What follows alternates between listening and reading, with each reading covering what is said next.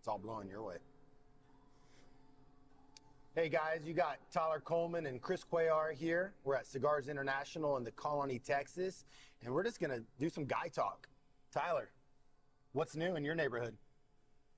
Oh man, not much. Just dealing with the whole three kids, all under five or under right now. So navigating that more so. My wife, she's a stay-at-home mom these days, but getting into prime moving season, gearing up for that. Just trying to stay busy, man. You told me last time we were riding together, you had a leak in your house. How'd that go? Still going. Oh no. No. Yeah, I don't know if it was my son or my now 5-year-old flushed the toilet too many times with too much toilet paper in there, or if the toilet failed. But yeah, flooded like a third of the house, and dealing with insurance and all those things. That a third of our house is ripped up right now, so all my kids are sleeping upstairs, my two oldest kids are sleeping upstairs right now together, so they've never done that before, so that's been fun navigating that. But yeah, still ripped up, waiting on insurance, and turns out they don't make the flooring that our house has on our bottom floor anymore. So not only do they have to rip up and replace the flooring in the third of the house that the water damage occurred at, now they have to come in and do the rest of the house. So that's going to be fun. That's beautiful. So you may get a whole new downstairs flooring or whatever, right? Yep. That's awesome. All new flooring downstairs. Awesome. You're also telling me a story, and I know you talked about it last time we were together, but did the poop sprinkler scenario play into that at all, or is that something separate? No, it was definitely, I don't know. It depends on how you look at it, I guess, but the poop sprinkler. Yeah, it's just with my oldest and my middle child sleeping upstairs together.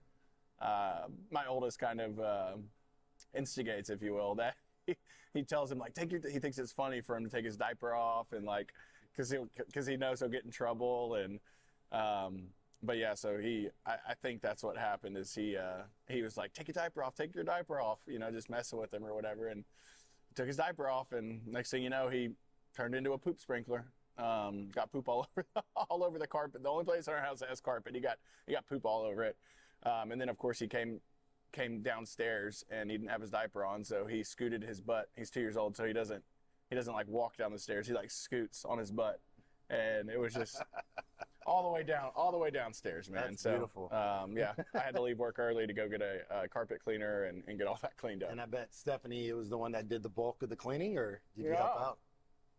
She left it for me. Oh, beautiful. Dad's stepping up. She had too much to do, man. I can't remember what it was, why all the kids were home that day. I think it was like a bad weather, because my oldest, he's in preschool. But all the kids were home that day, so we've got the now 5-year-old, the 2-year-old, and a newborn at home. So she's got her hands full. She was like, I'm gonna let Tyler handle that. Well, with that being said, I'm a girl dad, 3 girls, ranging from 21 to 7, right? You have 3 boys under 5, or 5 and under, right? Yep. And little fact for y'all, if y'all didn't know, you know now, Tyler here is a twin, and his dad was a coach. And so his upbringing was definite. I met his dad. His dad is an amazing guy, has great stories. Maybe we need to have him on. But yeah, what does that look like in the past 5 years for your relationship with your wife and you? And how has it adjusted through each phase of having the boys? And how do y'all stay connected? Man, I don't know. It's been I don't know. My wife's amazing, man. She's super amazing. After our first one was born, she went back to work, and that was kind of chaotic there for a bit. Both of us working, dealing with a newborn, never having a kid before, and then right before our second child was born, she was still working. She worked up until she was like 9 months old, going to work every day in high heels. She's working at a corporate job. And right before we had our second child, she was like, I don't want to miss out on any more of our kids' early stages, right? Learning to crawl, say their first words, things like that. And that was kind of scary, but just her not having that secondary income, but she just wanted to be a stay-at-home mom, which I could appreciate. So we made that decision, and then so she's been a stay-at-home mom for the last 2 years, and it works out great because I mean, with all the stress and everything I deal with at work on a day-to-day basis, especially in our busy season of the summertime, she's down at home holding the fort down.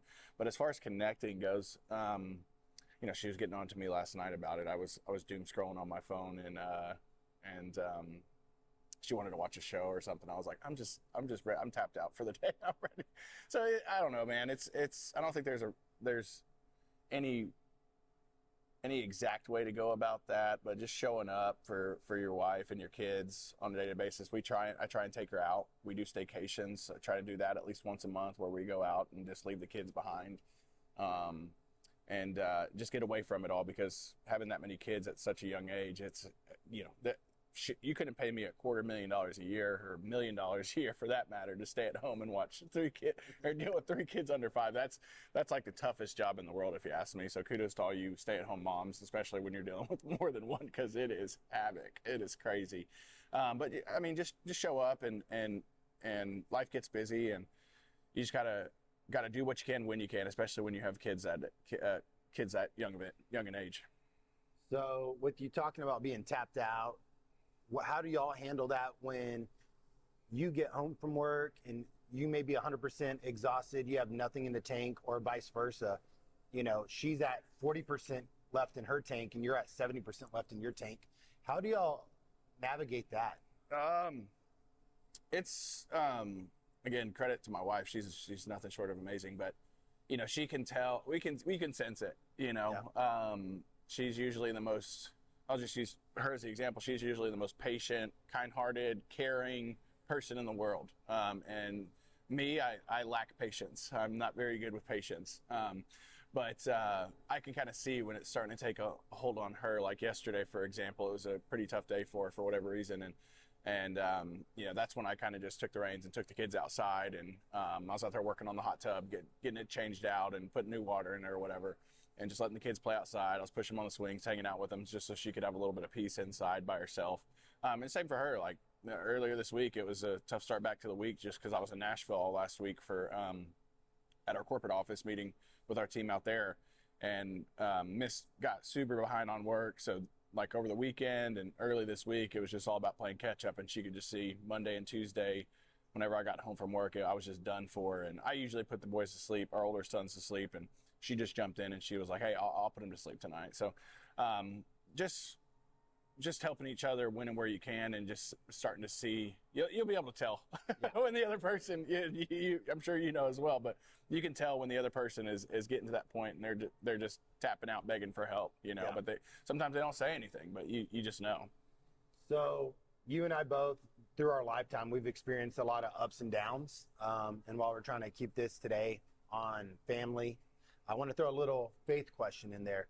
God, your faith, how do you maintain that? How do you represent or present that to your wife and to your boys when life doesn't necessarily go your way? Oh, man. It's not always easy, that's for sure. It makes me think of that song, that Jelly Roll and Brandon Lake song, where it's like, sometimes it takes all the strength that I've got. I can't think of the lyrics off the top of my head, but it's not always easy. Just leaning into your faith and going back to God and giving God all the troubles that you have, because you just think you can deal with it. You think you can handle it. But it's just so much easier at the end of the day when I'm struggling with patience. A lot of times in the morning when I wake up and I'm maybe running a little bit behind, I got to wake up both the kids, get them ready for the day or whatever it is, while I try and let my wife sleep in. I just, if I'm in the shower, I'm praying, just asking God for patience, so that way I can show up for my sons and that way I'm not coming out angry and rushing and trying to give them a good childhood, but you just got to remember to lean into it. And sometimes that's really hard. Sometimes it's super hard, because I don't know what it is. It's crazy, because the more you do it, the easier things get. But it's like, I guess it's just a certain type of discipline, right? You gotta show up day in and day out, with work, with your faith, with your family, with, getting fit. with eating healthy food and things like that. And sometimes you just get lazy. And, you know, it happens to everybody, but you can be lazy for a little bit, but at some point, you're going to get brought to your knees. At some point, you're going to be humbled, and you'll come back to it. And you just got to stay disciplined and stick with it. Yeah, my wife has actually been really good here lately. I've been slacking. I've been a little bit inconsistent on working out, eating right. And the biggest thing for her lately, she's been my rib. She's like, hey, you're not diving into the Bible like you used to. You need to stay consistent. And so, especially with it being spring break where we're at, each morning this week, I've been able to get up a little bit earlier than I would and have more time for myself. The kids, I don't have to take them to school, so that's nice. And I've been able to read a couple chapters in the Bible. I've been trying to stay consistent with my wife, praying over her every morning before I leave to work, and praying over our children and our household. But you're right. Without being able to put God first before my family and then making them second, I used to put my job first, my family second. And so once I rearranged those values, man, it really did help in all aspects. Game changer. Definite game changer. So I need to continue to do that. And I suggest for all you men, if you haven't done that yet, remember you're the spiritual leader. If your wife's running the roost, you know, definitely make sure you're the spiritual leader. You're leading her. She is your helper. And so, and without them, man, we'd be lost. So. Absolutely. Yeah. Well, and it's funny you said that you've been able to get sleep in for a little bit. I think this is the first time I've called you. I don't know if I called you at 7 or right after or right before this morning. You were still it sounded like you were still getting out of bed. I'm like, what are you doing, man? You're usually up and at it. And I forgot it was spring break this week. My daughter has to be at school at 6:30 in the morning, so I'm usually out the door by 6. Mm-hmm. And so, it's been nice this week to get an extra 45 minutes. So. Yeah, what have y'all been, y'all got any plans for this week? Have y'all done anything fun? We haven't. It's had back-to-back meetings all week long. You know, just continue to try to grow the business and, you know, create value with my partners. And so, if for that, stop right there. I just want to say, if you don't know who Tyler Coleman is, he's with Black Tie Moving. Tyler, give a little spot for Black Tie Moving.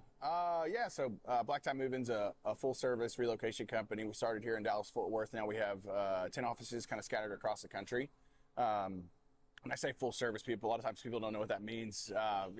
When it comes to relocating, you know, we do offer packing, moving, unpacking services. Anything that revolves around the move. If you need if you're moving out of state and you need auto transport, we can facilitate that. Breakdown, reassembly, pool table, stuff that we don't do in-house, we've got a resource for it. So anything that revolves around the move, we can facilitate it. We built our business, bread and butter was going to be, was just local moves here in Dallas-Fort Worth when we started about a little over 13 years ago. That has since transitioned. Now we service the entire lower 48 states. So, you know, going across town or across the country, across the state, whatever it is, we can facilitate the move. Our interstate division is actually a little bit more specialized in the sense that we offer direct dedicated service when it comes to out-of-state moves. So there's a lot of moving companies out there, and don't get me wrong, there's a lot of great moving companies that do this, but what they do is they show up in there in a big 18-wheeler, and they put multiple shipments on that trailer. Maybe they pick up your stuff, and then they go drop your stuff off at a warehouse, and then they give you like a 7 to 10 day arrival window as to when you can expect to receive your stuff if you're moving to like California, Arizona, New York, wherever it is. Whereas with us, we're giving you that direct dedicated use of our trucks. It's only your stuff going on that truck. Once it's loaded on that truck, it does not come off that truck until we get you to your destination.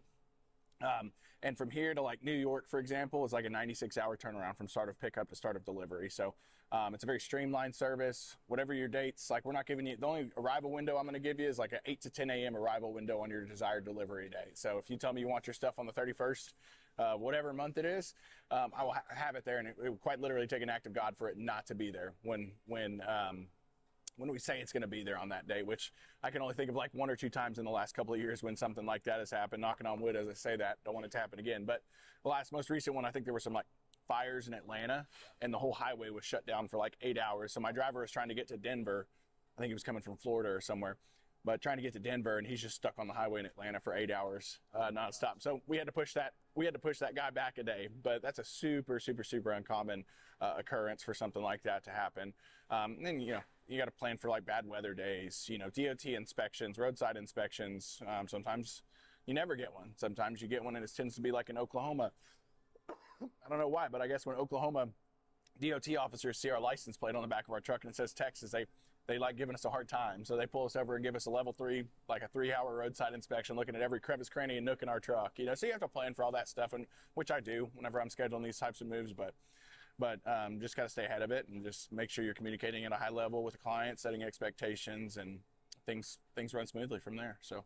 Well, with that, I've heard a lot of stories, some nasty, disgusting stories where they share the 18-wheelers with other moving companies, What's a funny, cool, unique story that you've encountered while you've been in the moving business? Oh, man. There's too many. Too many. Some cool stories. I've got to work with a lot of celebrities, especially at our office in Nashville. Yeah.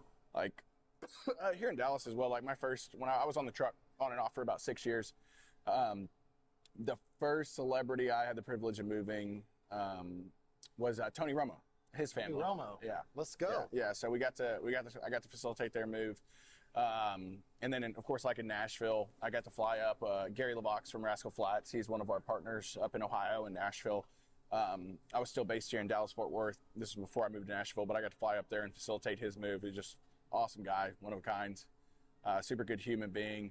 Carrie Underwood. The list goes on and on. We moved Dak Prescott here recently here in Dallas-Fort Worth.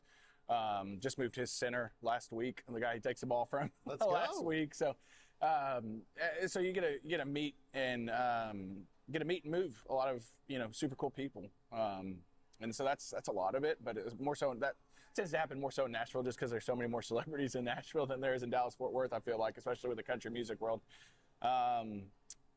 But yeah, man, I could tell you some other stories, but they're probably not good for camera or for the public to know. We got to keep it G-rated.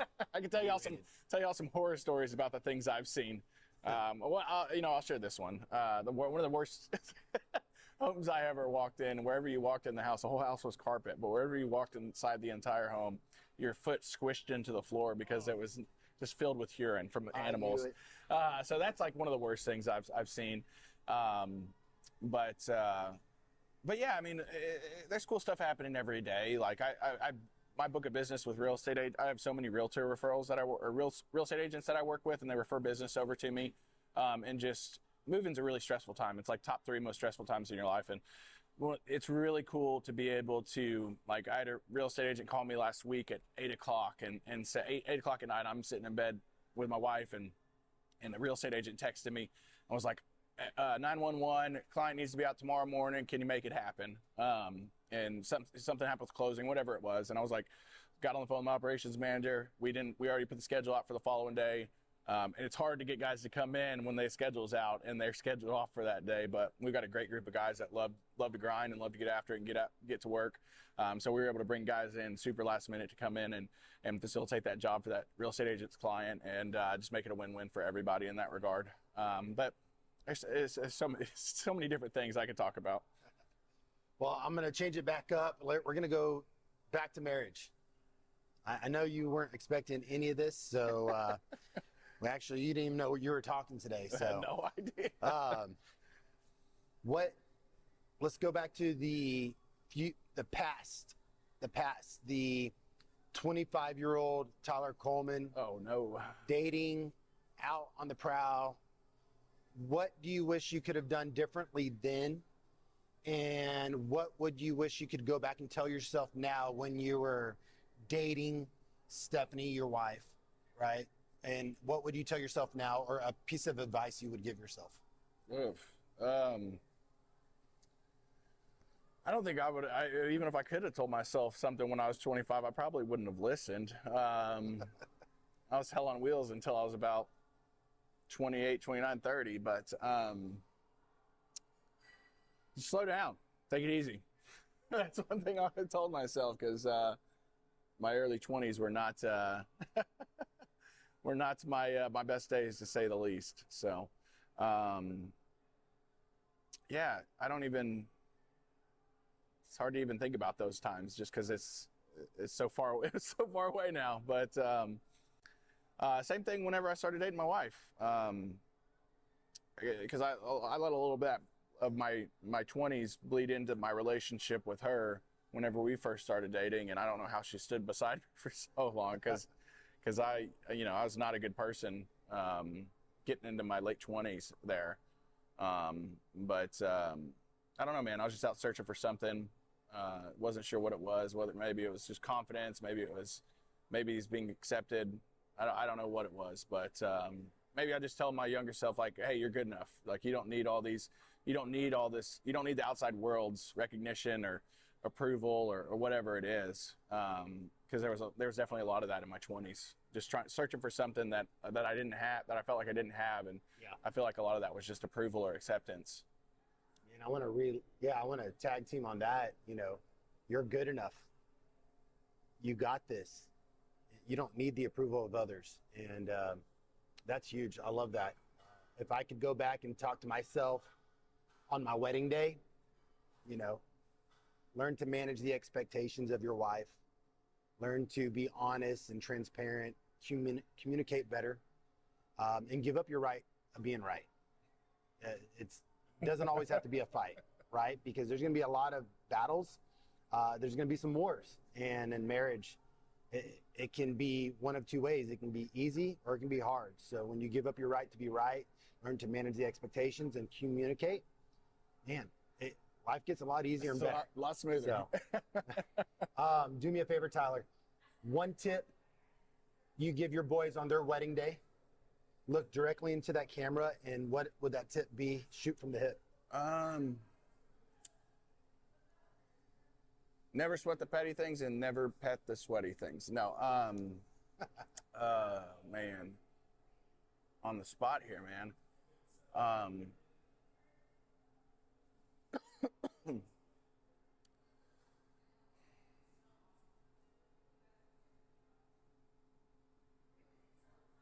don't know. Well, you go first, and maybe that'll bleed some thought into me. Well, I have daughters, so girls, this is for you. Love deeply, love passionately. While I raised you as leaders, to be a great leader, you have to be a good follower. And so make sure when you're married, you learn to give the reins up to your husband, but you're still there guiding them, directing them. You're the backbone. So when he gets knocked down, you're there to lift him right back up. Be that person for them. Stay strong, stay true, love deeply, be passionate about everything you do, and always give 100%, because that's how I raised you. Give 100% in everything you do. Yeah, that's awesome, man. Yeah, well, like I said, you say something and that'll give me a little bit of something. But yeah, be the leader in your marriage, man. Know that you are enough. Know that you don't need the outside world's approval to be accepted. Have confidence, have grace, have humility, be compassionate, and just lead your family, lead your wife, and always fall back on God when times are tough, and even when they're not tough.